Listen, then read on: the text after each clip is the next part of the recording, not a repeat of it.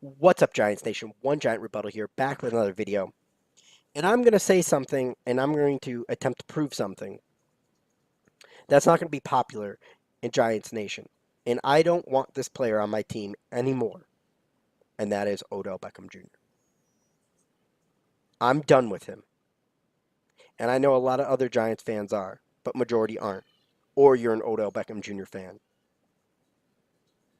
Before I get into the Lisa Salters interview and I rebut Odell, you'll notice the timestamp in the video itself won't match. It won't be in chronological order. It's just clips that I felt I wanted to respond to. I'm not going to respond to the entire interview. A lot of it, was pop culture-ish. They turn a lot to Lil Wayne. And, Lil Wayne's talented in his own right, but I could care less his opinion on the Giants. Even if he is a Giants fan, I don't know if he is or not. So, with no further ado, let's get into it. Holiday, right? You and I had a lot of conversations over this off season about things that you were going through, feeling like you were ready to kind of turn down the volume on your life and recenter. That culminated into a trip to Jerusalem, where you went to the Jordan River, baptized. Excuse me, I don't mean to stop. Where you? Oh, you went to Jerusalem? Yeah.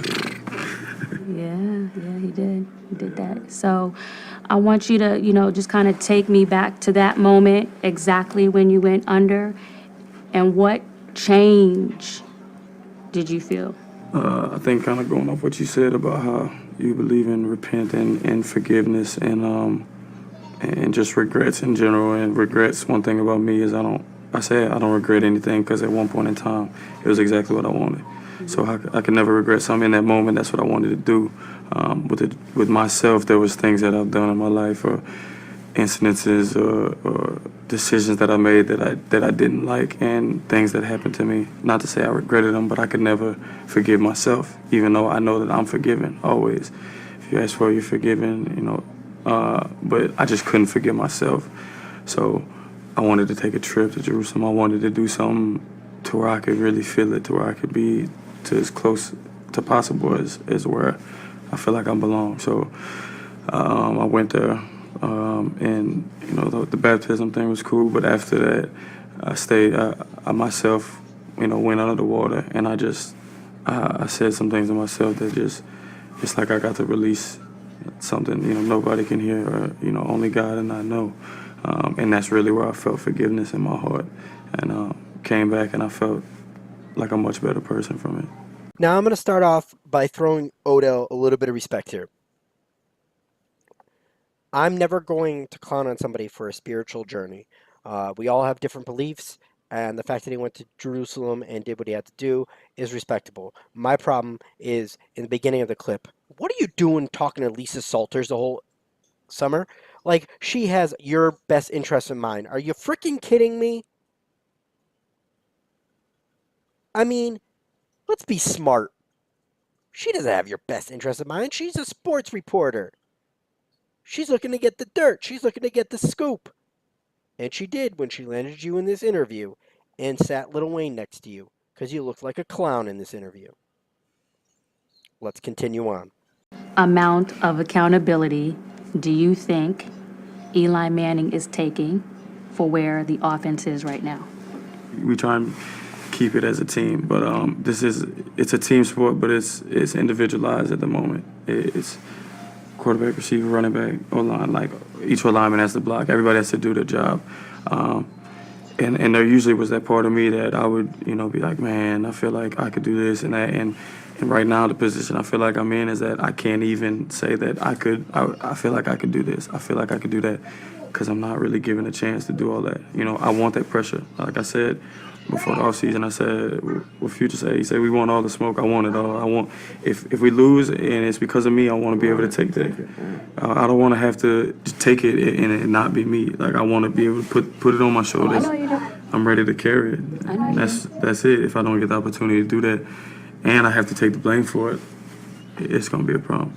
Simple as throw the ball to him, man. That's just, it's easy. What'd you say? It's easy. Just throw the ball to him, man. That is, what do you think his issue? Just he needs to get the ball more? So, in this clip, this is what really bothers me about Odell. He says, I'm ready to take the burden, you know. But if the team loses and people blame me, that's not fair. But he's ready to take the criticism. That's part about it being a popular player on a team. You take the criticism. If fair or not, that's what you do. That's what greats do. You're not great. You're good, but you're not great. See, I'm always going to judge Odell as a possible Hall of Famer because that's what he is in my eyes. He has the potential to be a possible Hall of Famer, but he doesn't have the attitude or the will to become that. And I'll prove that in this interview. He says, get me the ball, get me the ball, get me the ball. Through 13 games, he has 124 targets. Do you know what that is right now, even after missing what's going to be 3 games? That ranks 12th. 12th in the whole entire league. 124 targets. How many more times do you want to get the guy the ball? He would probably rank number 1. Now, there's more stats I want to get into because I want to prove to you guys how much we don't need this dude on this team. Let's continue on. Ask you one last direct question on that topic. Do you have an issue at quarterback then? I don't know. Like I said, I feel like he's not gonna get out the pocket. He's not. We know Eli's not running. But is it a matter of time issue? Can he still throw it? Yeah, I don't think we've been running too much stuff that allows us to even see it, test, say anything about it. Yeah. And it's been, cool catching a shallow and trying to take it to the house. But I wanna go over the top of somebody. I feel like in the past 5 years they found a way to run a cover 2, keep everything in front, and that's how they play me. And there's no way to how do we beat this? I feel like I'm being out schemed, and then I also don't have a chance to do something, or I got to take a slant and go 60. And not to say it's not fun, but it's like I want some easy touchdowns too. I watch everybody across the league, all the top receivers get the ball the way that they should, and if they don't, they say something about it. So again, he goes into, Eli's not going to get out of the pocket. Well, scrambling quarterbacks, I've never been a scrambling guy because to me, if you're going to scramble in this league, there's only one scrambling quarterback that can throw from the pocket with the efficiency and the touch you need in the NFL, and that's Russell Wilson. So scrambling quarterbacks are entirely overrated. Look at the stats. If you have a highly mobile quarterback and you look at scramble stats, go look at that person's completion percentage from the pocket. Go look at their completion percentage, period. Okay? Great quarterbacks are able to avoid the rush by either rolling out a little bit or sliding in the pocket when the rush is coming straight up the gut. So, yeah, Eli is totally immobile. He's not sliding in the pocket like he should. He's a 38-year-old quarterback. But I believe Eli can run the ball, or I shouldn't say run the ball, pass the ball efficiently enough to get it where it needs to go. But also in this clip, he talks about, I want those easy passes. I want those easy passes. Well, let's dive into some stats here. Let's add a little bit of context. So, in 20 plus catches, 20 plus or more, Odell ranks 11th.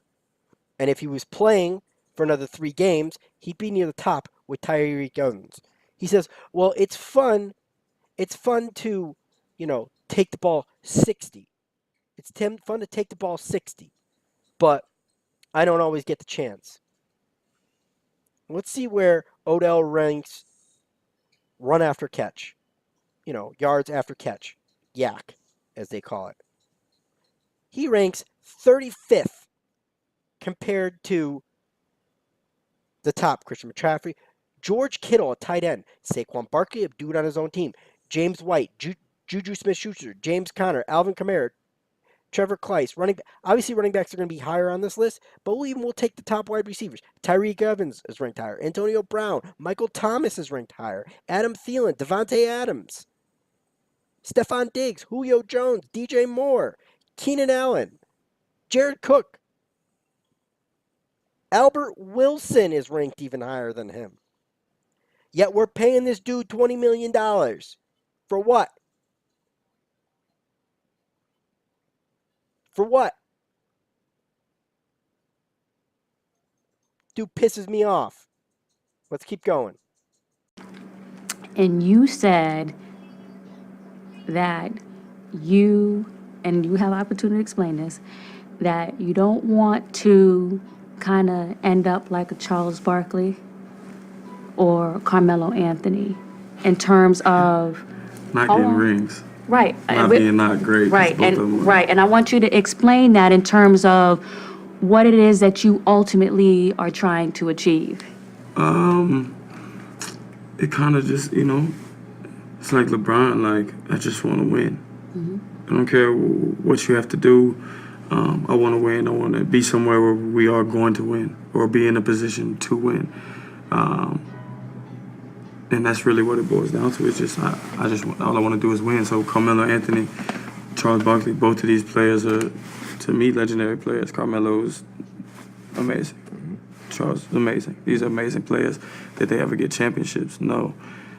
I'm sure that has to, bother to some extent. Like, I never got to win a championship. I remember 4th grade, Stewart Hall, we was playing basketball, championship game.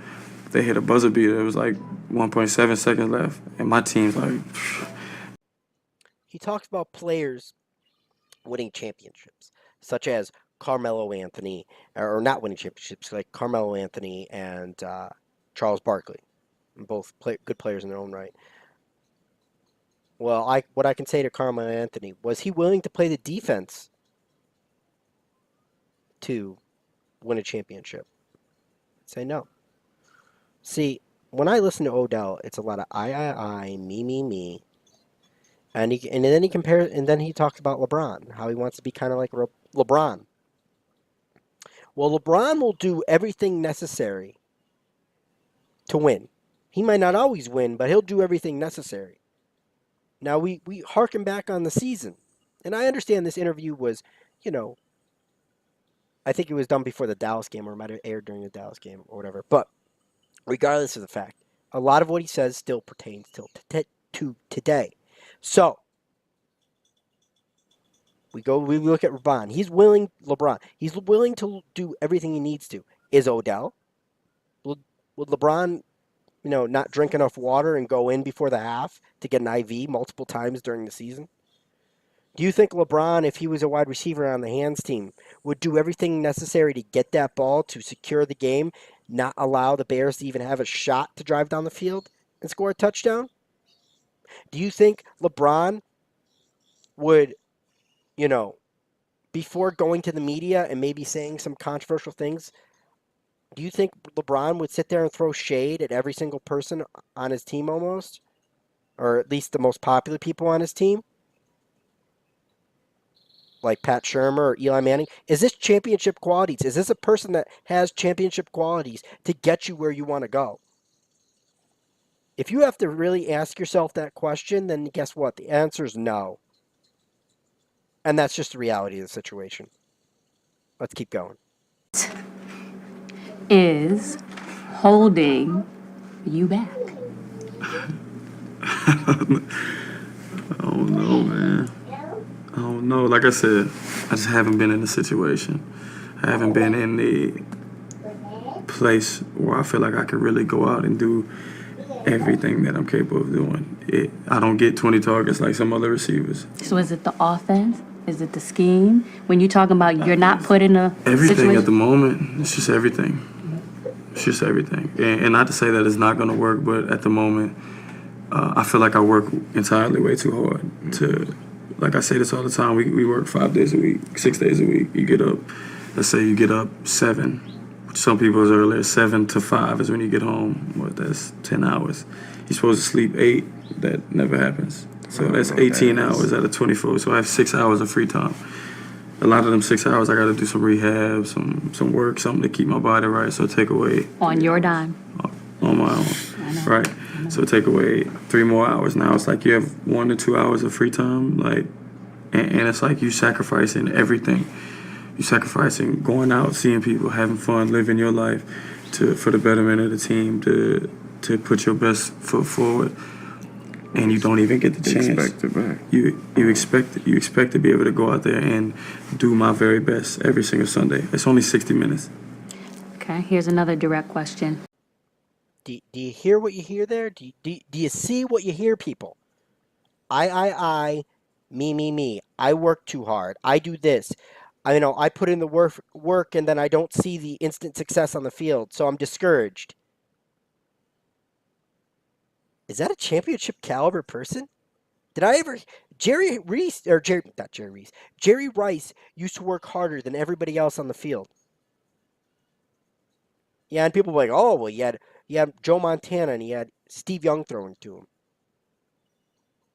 You know why those passes look so easy? Because Jerry Rice beat his dude off the line so bad that it was that easy to get the ball to him. Odell says he's putting in the work, but do we see it come onto the field? Do we see the talent on the field? Do we see what we paid $20 million for? I see a prima donna player that only cares about himself. This selfish attitude. And tell me I'm wrong. Somebody try and sit there and prove to me that I'm wrong when I'm not. I mean, let's dive into some more stats. I mean, again, to reiterate, top 12 in targets. You know, he's 35th in yards after catch. I mean, let's look at average. You know, we know people like Deshaun Jackson, Tyreek Hill are going to be up there, but Odell's not quite the same player. And just give me a minute to find it here. I probably should have done this a little bit before the video to make sure I have it. But, yeah, his average is 13.7. Doesn't look very good. That means a lot of shallow stuff. But then when you go over to the 20-plus stat, he's 11th in the league. So we're targeting him deep. Yards a game.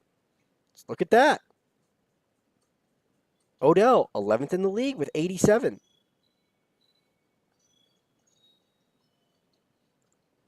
He's been targeted. The Giants get him the ball. The Giants playing around him.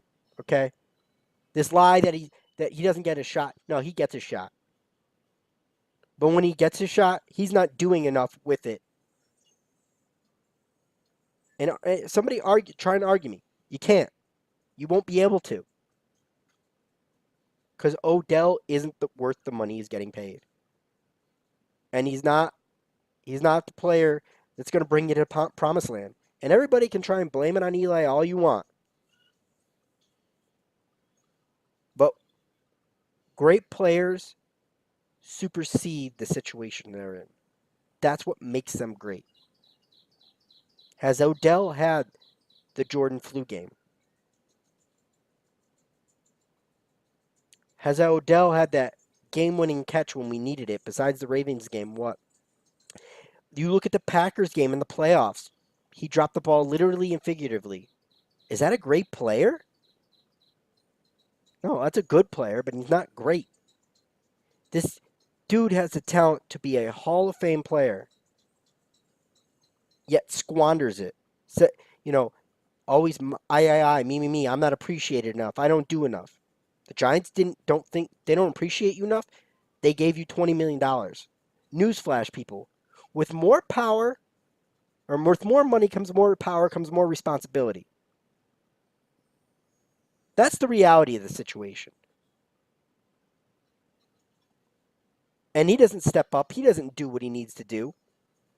Actions speak louder than words. They always have.